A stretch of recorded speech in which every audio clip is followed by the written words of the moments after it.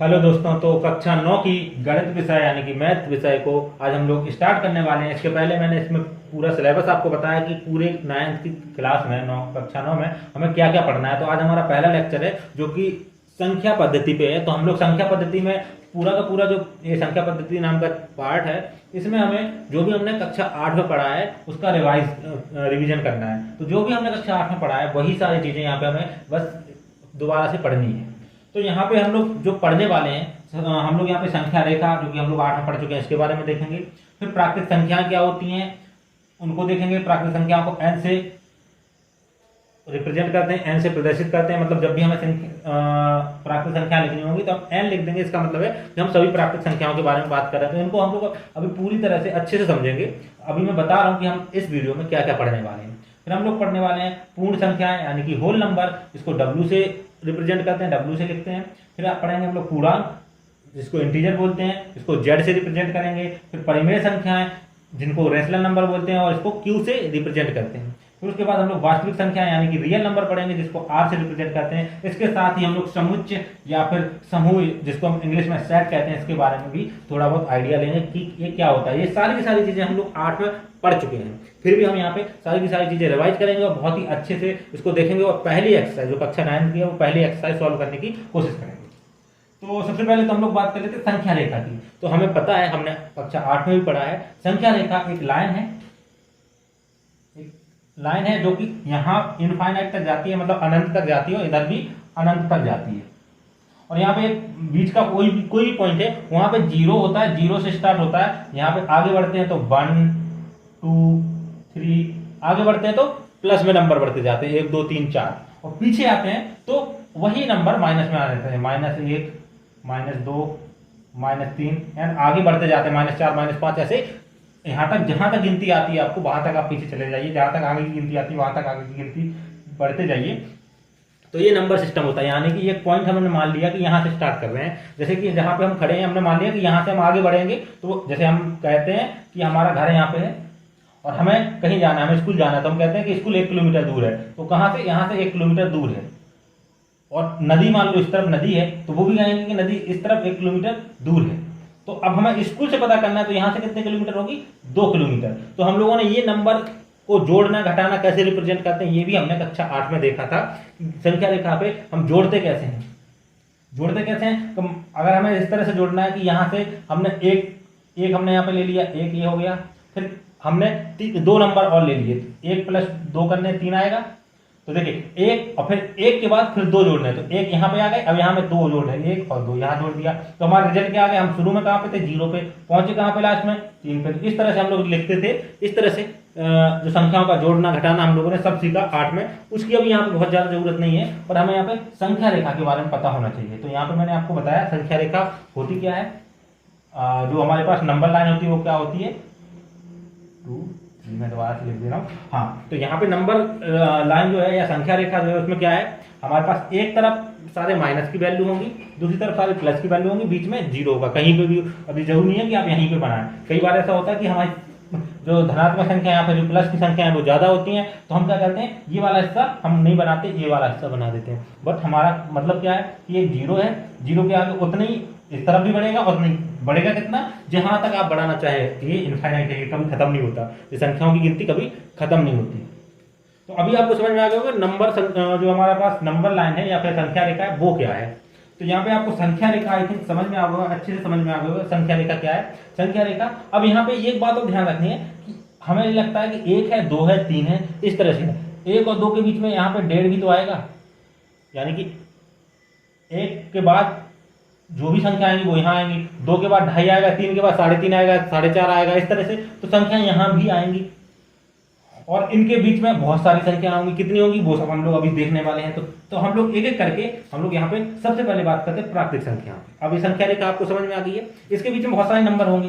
यहाँ पे कितना होगा? 1.1 होगा, 1.2 होगा, 1.3, इस तरह से बहुत सारी संख्या होंगी। अब आपको लग रहा होगा 1.2 1.3 1.9 10 ही संख्या होंगी, 10 नहीं होंगी। इसके बीच में अनंत संख्या होंगी। इतनी संख्या है 1 और 2 के बीच में कि हम गिन ही नहीं सकते। जैसे 1.1 1.11 1.111 ऐसे कितने भी नंबर लिखते जाए उतनी सारी संख्या इनके बीच में, यानी कि किन्हीं भी दो नंबर के बीच में इतनी संख्याएं हैं कि आप गिनती नहीं कर सकते। जैसे अभी आप संख्याओं की गिनती नहीं कर सकते ना कि ये कहाँ तक जाएगी, ऐसे ही किन्हीं भी दो नंबर के बीच में इतनी संख्याएं हो सकती हैं कि हम उनकी गिनती नहीं कर सकते। तो ये सारी चीज़ें हम लोग थोड़ी देर बाद देखेंगे। सबसे पहले हम लोग आपको संख्या रेखा समझ में आ गई होगी। इस तरफ भी सेम ऐसे ही है कि इन दो संख्याओं के बीच में या फिर इन दो संख्याओं के बीच में भी अनंत संख्याएं, अनगिनत संख्याएं। तो सबसे पहले हम लोग बात कर लेते हैं प्राकृतिक संख्याओं की। अब अगर हम क्या करें, जीरो पे को छोड़ के यहाँ से स्टार्ट करें, यहाँ से आगे बढ़ते जाएं, तो हम 1 2 3 4 5 6 7 8 9 10 ऐसी सारी संख्या गिनते जाएं, तो वो सारी संख्या क्या होंगी, प्राकृतिक संख्या। वो सारी संख्या क्या होंगी, प्राकृतिक संख्या। तो अब थोड़ा सा मैं सेट को बता दूं। सेट मतलब समूह, समूह मतलब एक जैसी चीजों का समूह। तो अगर 1 2 3 4 5 6 को हम एक थैली में बंद कर दें, एक थैली में हम क्या करते हैं, एक थैला या फिर एक डब्बा लेते हैं, उसमें हम क्या करते हैं, 1 को उठा के डाल देते हैं, 2 को उठा के डाल देते हैं, 3 को उठा के डाल देते हैं, 4 5 6 ऐसे डालते जाते हैं। तो ये सारी संख्या 6 7 8 9 10 11 12 मतलब जितनी संख्या 100 120 150 200 500 1000 1200 जो भी संख्या आ रही है वो सब इसमें डालते जाएंगे। तो ये पूरा का पूरा एक क्या है, एक जैसी संख्या है। इसको क्या बोलेंगे, सेट बोलेंगे। क्या बोलेंगे, समुच्चय बोलेंगे। तो ये एक सेट है। अब इसको भूल जाइए कि ये सेट अगर आपको नहीं समझ में आया तो भी कोई दिक्कत नहीं है।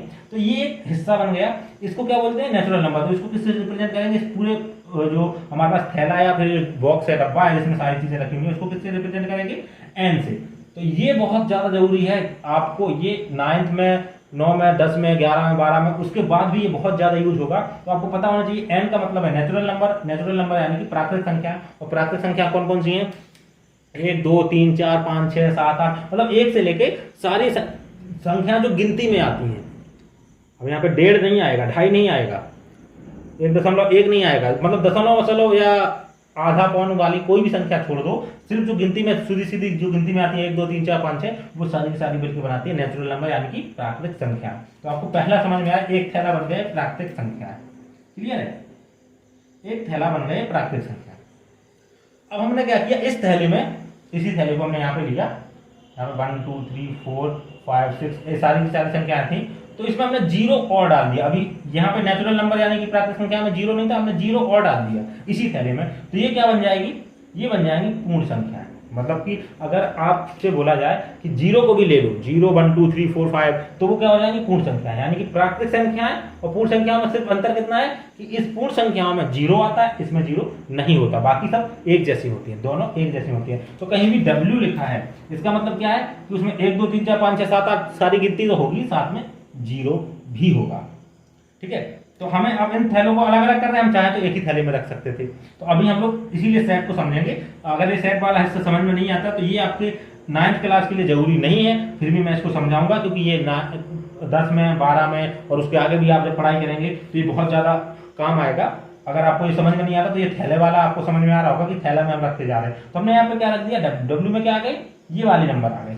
अब जैसे कि मैंने आपको बताया, अब हमने यहाँ पर पीछे माइनस के भी वैल्यू देखा, -1 -2 -3। अगर हम इनको भी एक थैली में रख लें, यानी कि हमारे पास अभी जो वैल्यू थी वहां पे क्या था, 1 2 3 4 5 6 और यहाँ पे हमने ये जितनी भी गिनती थी वो सारी तो थी ही, इसमें हमने क्या रख दिया था, 0 को भी रख दिया था। इस थैली में 0 को भी रख दिया था। अब अगर हमें माइनस वाली वैल्यू भी रख दें तो मैं इसको यहाँ पे बना देता हूँ, आपको सही से दिखेगा। अब हमने क्या किया, हमारे पास एक थैला था जो W वाला थैला था, उसमें क्या था, 1 2 3 4 5 6 7 8 ऐसे करके जितनी भी गिनती हो सकती है सारे नंबर थे। हमने यहाँ पे सारे नहीं लिख सकता क्योंकि लिखने बैठूंगा तो बोर्ड ही कम पड़ जाएगा, क्योंकि कभी नंबर खत्म ही नहीं होंगे। तो ये आप समझ लीजिए, मैं डॉट डॉट लगा रहा हूँ, उसका मतलब आगे जितना लिखना है आप लिख सकते हैं। तो आपको एग्जाम में भी ऐसे नहीं लिखना है, आपको ऐसे ही बता देना है, समझा देना है। और यहाँ पे मैंने 0 और डाल दिया था, तो ये अगर ये 0 नहीं था तो ये क्या था, नेचुरल नंबर। अब हमने 0 डाल दिया तो ये क्या हो गया, होल नंबर यानी कि पूर्ण संख्या। अब मैं कह रहा हूं कि इसमें माइनस वाले नंबर भी डाल दो, माइनस वाले नंबर -1 -2 -3 ये सारी वैल्यू भी डाल दो, तो ये क्या हो जाएंगे, जेड यानी कि पूर्णांक यानी कि इंटीजर। तो इंटीजर में सारी वैल्यू आ गई, माइनस की वैल्यू भी, प्लस की वैल्यू भी और 0 भी। तो यहाँ पे आपको 3 चीजें समझ में आई होंगी। इंटीजर प्राकृतिक संख्या कौन सी होती है, 1 2 3 4 5 6 7 8 9 10 ये सारी की सारी क्या, प्राकृतिक संख्या। पहला थैला समझिए। दूसरा थैला हम उठाते हैं जिसमें हमारे पास 0 भी डला है, मतलब 0 1 2 3 4 5 6 7 8 9 10 11 12 ये सारी की सारी संख्या डली है, तो वो क्या है, हमारा पूर्ण संख्या है, होल नंबर। 0 आ गया तो ये क्या होगी, पूर्ण संख्या। तो आपको समझ में आ गया। अब आपको ऐसे नहीं याद रखना, आपको जब भी कोई पूछे पूर्ण संख्या क्या होती है तो 0 1 2 3 4 5 6 7 8 ये सारी की सारी संख्या क्या पूर्ण संख्या है, इसमें जीरो भी होता है। पूछे प्राकृतिक संख्या क्या होती है 1 2 3 4 5 6 7 8 9 10 ये सारी की सारी प्राकृतिक संख्या जो भी गिनती में आती है। अब आपसे कोई पूछे पूर्णांक क्या होते हैं तो 1 2 3 4 5 6 7 8 9 10 ये गिनती की संख्या, माइनस 1 2 3 4 5 6 7 8 माइनस की संख्या, और जीरो ये सारी चीजें मिल जाएं एक ही थैले में आ जाए, इनको बोलते हैं पूर्णांक। इसको जेड से रिप्रेजेंट करते हैं। पूर्णांक समझ में आया होगा। अब हम बात करते हैं परिमेय संख्याओं की। आपको अभी तक ये तीन चीजें समझ में आ गई होंगी, अच्छे से समझ में आ गई होंगी जहां तक मुझे लगता है कि आपका जो है नेचुरल नंबर यानी कि प्राकृतिक संख्या क्या होती है 1 2 3 4 5 है। पूर्ण संख्या क्या होती है, जीरो और डाल दे देंगे, 0 1 2 3 4 5 6 7 8 ये सारी पूर्ण संख्या होंगी। पूर्णांक क्या है, माइनस में और प्लस में सारी संख्या डाल दी, माइनस और प्लस में वही संख्या है, दशमलव वाली नहीं, 1 2 3 4 जो गिनती में आती है, -1 -2 -3 जो गिनती में आती है वो सारी संख्या डाल दी और जीरो डाल दिया तो वो क्या होगी पूर्णांक होगी। अब आते हैं परिमेय संख्याओं पे। जैसे कि मैंने आपको बताया था संख्या रेखा पे 1 और 2 के बीच में क्या होगा, यहाँ पे अगर हम बात करें यहाँ पे होगा 1.5 होगा। 1.5 को कैसे लिखते हैं 3/2 3/2 लिख सकते हैं। तो ऐसे 1.5 हो गया, 2.5 हो गया, वो सारी संख्या जिसको P/Q के रूप में लिख सकते हैं वो हमारी क्या हो जाएगी परिमेय संख्या। जिसको P/Q के रूप में लिख सकते हैं वो क्या हो जाएंगी परिमेय संख्या। P मतलब एक नंबर ऊपर एक नंबर नीचे भिन्न के रूप में लिख सकते हैं, वो सारी क्या हो जाएंगी परिमेय संख्या। तो अब देखिए परिमेय संख्या क्या होती है जिनको हम भिन्न के रूप में लिख सकते हैं। जैसे 1/2 इसका मतलब क्या होगा 0.5 आधा, ये कहाँ होगा यहाँ पे कहीं होगा। हम कहें 1/3 1/2 हो गया 1/3 कहाँ कितना आएगा 1/3 0.3333 ये आगे बढ़ता जाएगा। तो इस तरह की जो जितनी भी दशमलव की संख्याएं हैं वो सारी की सारी यहाँ कहीं ना कहीं होंगी। तो उन संख्याओं को भी हम रखते हैं एक डब्बे के अंदर, एक बॉक्स के अंदर या फिर एक थैले के अंदर क्या रखते हैं। और अच्छा इसमें ये भी आएंगी, देखो 1 भी आएगा क्योंकि 1/1 कितना होता है 1, तो इसको भी P/Q के रूप में लिख सकते हैं। P की वैल्यू बस यहाँ पे इतना ध्यान रखना P/Q, यहाँ पे Q जो है इस तरह से बना होगा, ये बहुत जरूरी है। Q 0 नहीं होना चाहिए, नीचे की संख्या 0 नहीं होनी चाहिए, ऊपर की 0 हो सकती है 1 हो सकती है कुछ भी हो सकती है। जैसे 0/1 कर सकते हैं हम, लेकिन 1/0 नहीं कर सकते, ये वाली वैल्यू मान ही नहीं है, ये पूरी इसका मतलब ही नहीं निकलता। अभी हम लोग जब आगे पढ़ेंगे तो हम समझेंगे कि इनफाइनाइट क्यों बोलते हैं। जो इनफाइनाइट लिखा है इसका मतलब यही होता है 1/0 जिसका कोई मतलब नहीं होता, जिसको कोई बता ही नहीं सकता इसका मतलब क्या है, तो इसको अनडिफाइंड बोलते हैं, इसीलिए इसको इनफाइनाइट बोलते हैं। तो यहाँ पे नीचे वाली संख्या 0 नहीं होनी चाहिए, तो वो सारी संख्या, तो देखिए इसमें 1 2 3 4 ये भी आ गई, 0 भी आ गया, माइनस वाली भी आ गई, सारी संख्या आ गई और इनके बीच की संख्याएं भी आ गई। तो यानी कि अगर हम यहाँ बात करें तो यहाँ पे जो सारी की सारी संख्या ले ली, 1 ले लिया, 1/2 ले लिया, 2 ले लिया, 3 ले लिया, 5 ले लिया, सारी संख्या ये ले ली, -1 -1/2 तो ये सारी संख्या भी ले ली और यहाँ पे 0 भी ले लिया। यानी कि जितनी भी संख्या आपको यहाँ पे समझ में आ रही हैं दिख रही हैं, जो दिख रही हैं, अभी इसमें और भी ऐसी संख्याएं जो नहीं दिख रही हैं जो आगे आएंगी उनको भी हम समझेंगे। जो संख्याएं दिख रही हैं वो हमने यहाँ पे ले ली, जो संख्या यहाँ पे दिख रही हैं जो हम निकाल सकते हैं और जिनको P/Q के रूप में लिख सकते हैं, सीधी सी बात ये है P/Q के रूप में लिख सकते हैं, वो सारी की सारी क्या हो जाएंगी रेशनल नंबर या फिर परिमेय संख्याएं, जिसको हम लोग Q से रिप्रेजेंट करते हैं, Q से दिखाते हैं। तो जब भी Q लिखा है इसका मतलब हम क्या कर रहे हैं परिमेय संख्याओं के बारे में बात कर रहे हैं। तो आपको ऐसे समझ में आ गया होगा परिमेय संख्या क्या होती है जिनको हम लोग इस तरीके से लिख सकें जो भिन्न बना सकें जिसकी, ठीक है। भिन्न अभी सभी की नहीं बन सकती, कुछ ऐसी भी संख्या होती है जिनकी भिन्न अभी आपको लग रहा होगा सभी की बन सकती है, क्योंकि हम जैसे हमने अभी बताया 1 2 3 4 इनकी तो बन ही रही है, जो बीच में नंबर है उनकी भी बन रही है, लेकिन कुछ नंबर ऐसे हैं जिसको हम लोग अभी इसमें देखेंगे। बट अभी आप ये समझिए कि ज्यादातर नंबर इसमें कवर हो जाएंगे जो भी हमें दिख रहे हैं। अभी हम जब हम बताएंगे कि कुछ नंबर ऐसे भी हैं जो नहीं दिख रहे हैं, तो अब उस केस में क्या होगा यहाँ पे सारी चीजें आ गई। जैसे मैंने अभी 1/3 बताया था, 1/3 को भी भूल जाइए, 1/3 नहीं है यहाँ पे लिखना है, 1/3 भी हमारा आंसर है, 1/3 भी हमारा आंसर है। उसकी वैल्यू कितनी आएगी वो वैल्यू हम कैलकुलेट ही नहीं कर पाएंगे ना। 1/3 भी हमारा यहाँ पे इसमें आ जाएगा, सारी की सारी जिसमें हम बटे में लिख सकते हैं, जिसमें भिन्न बना सकें। जैसे इन दोनों के बीच में कोई नंबर होगा 2.5, उसको हम लिख सकते हैं 5/2 भी लिख सकते हैं। फिर 2.5 के आगे कुछ होगा, मान लो 2.66 है, 2.60 है, तो इसको हम भिन्न कैसे बना सकते हैं, इसको डिवाइड करेंगे। यहाँ पे मैंने आपको बताया था भिन्न कैसे बनाना, किसी भी दशमलव नंबर का भिन्न कैसे बनाना वो मैं आपको बता देता हूँ।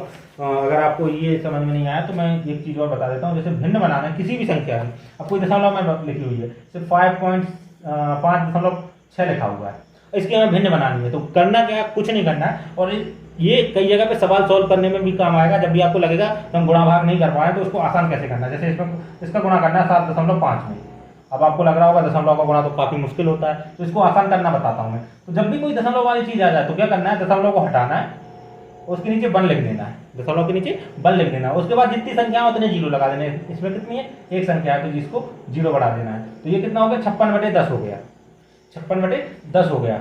अब इसको आप ऐसे इसमें 7.5 का गुणा करना था, तो इसमें भी क्या करेंगे, 10 बिंदु रखेंगे और यहाँ पे जीरो बढ़ा देंगे। अब 75 का 56 में गुणा कर दीजिए और 100 से भाग दे दीजिए, कितना आसान हो गया। तो अभी हम जब भी किसी चीज की भिन्न बनानी है तो ऐसे बना सकते हैं। अब इसको क्या करेंगे, आपको पता है सिंप्लीफिकेशन, 2 से काटेंगे, 2 से 28, यहाँ पे कितना आ जाएगा 5, 28/5 आ जाएगा ना। तो यहाँ पे हम 28/5 इस तरह से भिन्न बना सकते हैं।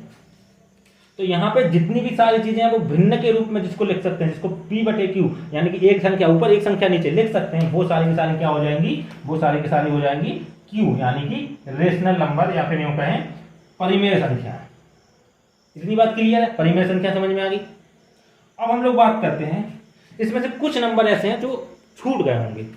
कौन से छूट गए हैं, जिनको हम भिन्न के रूप में लिख ही नहीं सकते। अब आप सोचेंगे ऐसा तो कोई नंबर है ही नहीं जिसको भिन्न के रूप में नहीं लिख सकते। तो देखिए एक वैल्यू आती है, जैसे हमने अभी बताया ना 0.33333333, ये कभी खत्म ही नहीं हो रही, तो इसको भिन्न के रूप में लिखेंगे आप। आपको दिख नहीं रहा होगा शायद, तो मैं इसको थोड़ा सा ऊपर लिख देता हूँ, इन सबको हटा देता हूँ, यहाँ पे मैं लिख देता हूँ 0। यहाँ पे देखिए 0.333333, ये चला जाएगा, कभी खत्म ही नहीं होगा। अब हमें इसको भिन्न में बताना है, तो हमने जैसे बताया था भिन्न में बनाने के लिए क्या करना है, दशमलव हटाया, नीचे 1 बनाया, जीरो बढ़ाते गए। लेकिन कितने जीरो बढ़ाएंगे हमें तो पता ही नहीं कितनी संख्या है, ये तो अनगिनत संख्या है, तो अनगिनत यहाँ पे जीरो बढ़ाएंगे तो हम इसको बना ही नहीं सकते भिन्न।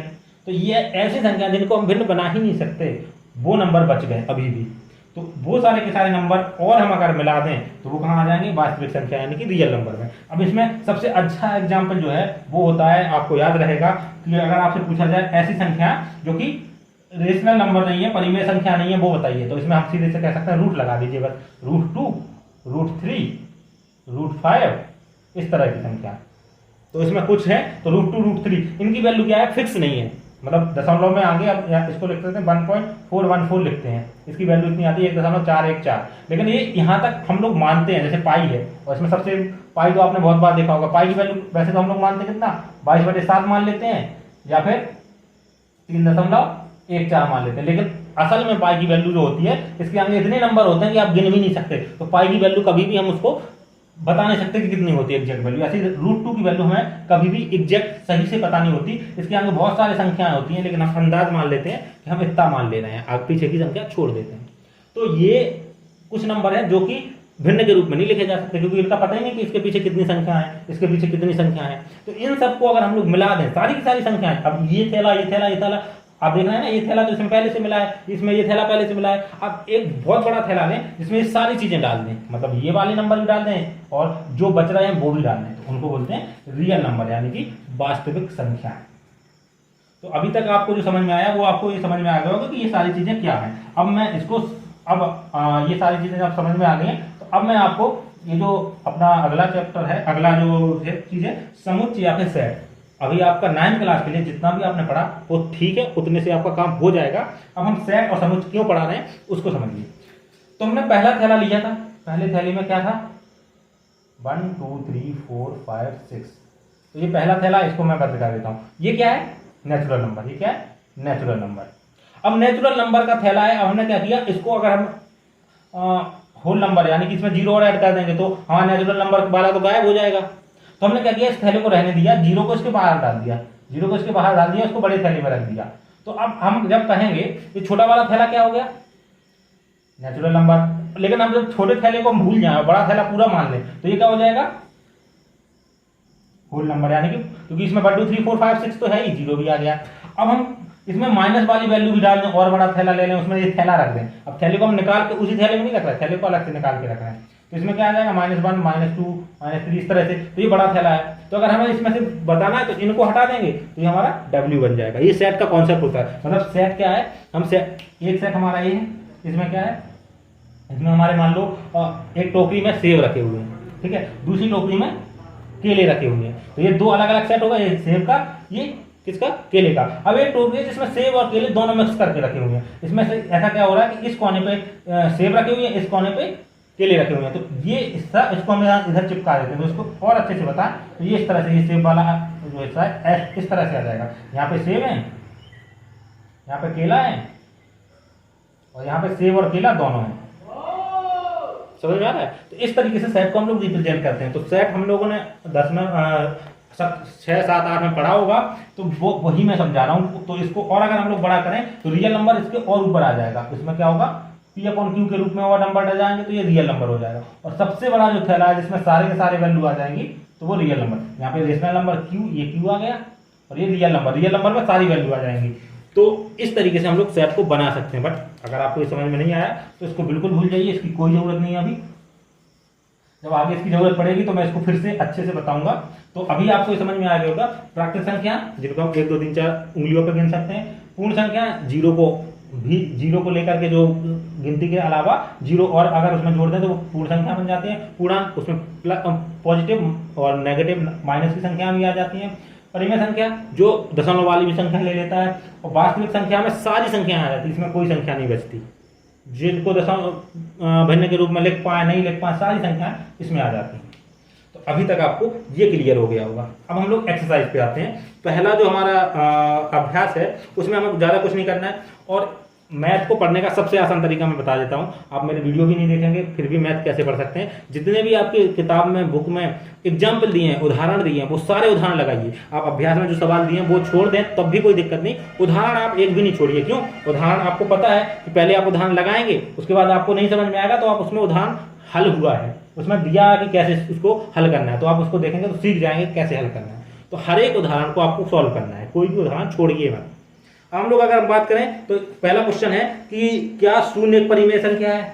शून्य एक परिमेय संख्या कौन सी है जिसको P/Q के रूप में लिख सकें? तो शून्य को बिल्कुल लिख सकते हैं, 0/1 बराबर 0, बटे में लिख दिया, सही बटे में।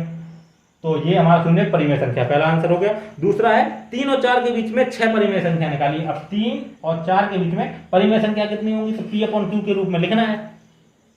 तो हमें सबसे पहले क्या करना है, एक सिंपल सा तरीका है, वैसे तो बहुत सारे तरीके हैं। हम क्या करेंगे, दोनों में 10 से मल्टीप्लाई कर दो, 10 का गुणा कर दो, 10 का भाग दे दो, और 10/10। तो अब देखिए क्या हो गया, 30/10 और 40/10। इनके बीच में क्या आ जाएगा, 31/10, 32/10, 33/10, 34/10। तो इस तरह से हम कितनी भी संख्या लिख सकते हैं। तो इसका दूसरा तरीका ये भी है कि हम और कोई संख्या ले लें, 10 का ना गुणा करके 5 का गुणा कर दें, तो यहाँ हो जाएगा 15।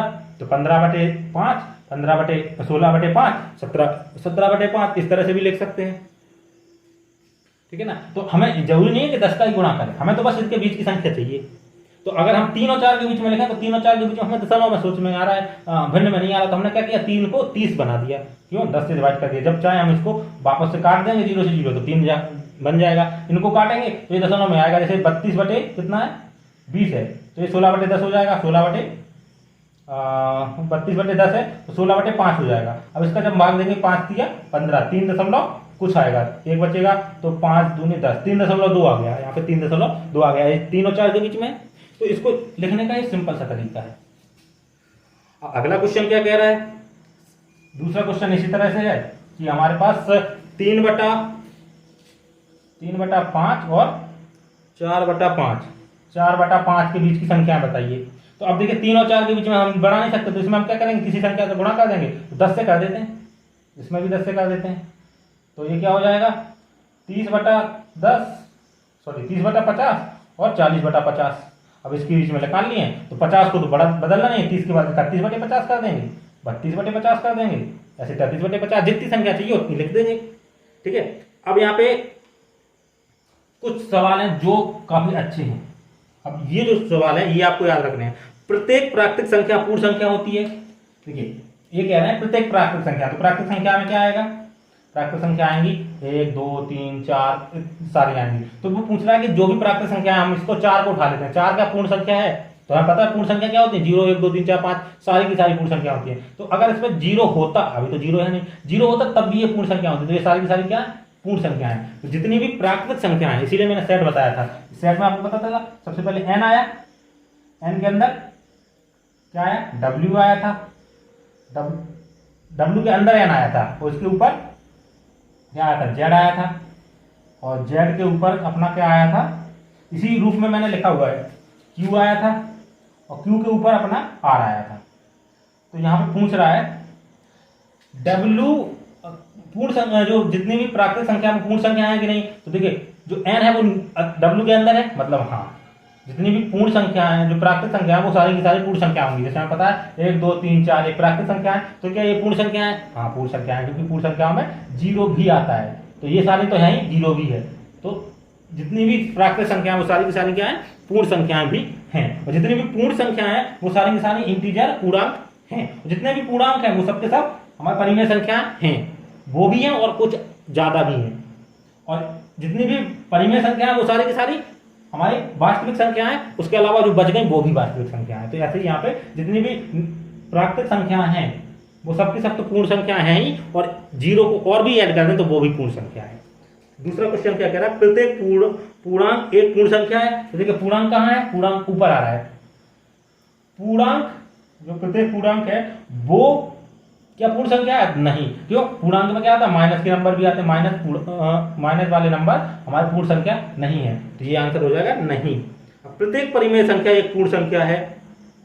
अब परिमेय संख्या क्या है, परिमेय संख्या में माइनस की वैल्यू बटे में वैल्यू आती है, माइनस की वैल्यू आती है, तो वो भी एक पूर्ण संख्या नहीं है। तो ये पहली एक्सरसाइज हम लोगों ने आज समझी। बेसिकली ये बहुत ज्यादा जरूरी है, ये आपको 9 में भी काम आएगा, 10 में भी काम आएगा। इसके बाद हम लोग बहुत ही आसानी से आगे के चैप्टर पढ़ने वाले हैं। तो मिलते हैं नेक्स्ट वीडियो पे। Thank you for watching.